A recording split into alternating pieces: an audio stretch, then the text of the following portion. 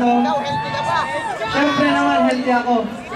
Pakilala ko lang pala ang sarili ko. Ako pala si RPK. Kasama ko si Lady. Maraming salamat sa Love Radio, sa DOH, sa HL to the Max or Healthy Living to the Max. At sa lahat ng tao dito sa San Fernando, maraming salamat po.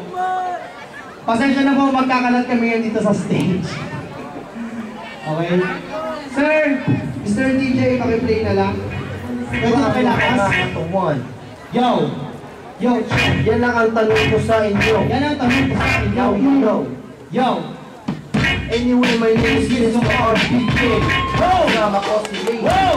Wow! Yo! Okay! Come on! Ano ba? Stand up! Stand up! Yo!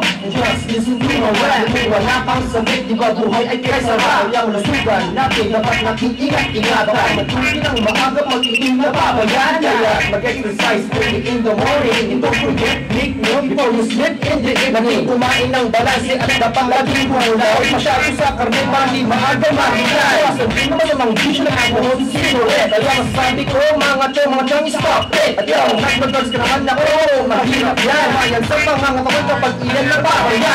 Ayahin niyo ako, kanto na puso. Wasan ng lahat ng badya ka, sagot na kabuso. Ika nga ng DOH kalsugan ng ating tangina. Wala people of the Philippines na magpangalagaan. Living to the max, living to the max. Living to the max, living to the max. Huwag agad, tigil kapag nasobrahan na yan. Sigaret alak, provide sa pagkinayan. Kung hindi, sige kabagsak buhay sa ospital. Kung malapay ang buhay mo malalagay sa kritikal ng kondisyon. Kaya dapat marunong disiplina sa sarili natin at sa pagsubok magpataya. Kung mataba ka naman masyado yung ingat sa kolesterol para di rin masali sa listahan ng going to dead ball. Huwag galing mag-ehersisyo at hindi lang kain tulog. Laging papawis, magpapayang para iwas buhok. Laging mag-sensitibo sa mga bad habit. Kung ayaw mo yung buhay mo, kang magiging kapalit. Kasi yung buhay natin ay nag-iisa dapat di careful. Huwag maging careless para hindi makamalit. Kaya listen to us para rin sa ikabubuti. Tayo ko lang sa'yo, making kayo sa inyong baby. Oh, right now, dapat kumangin yan.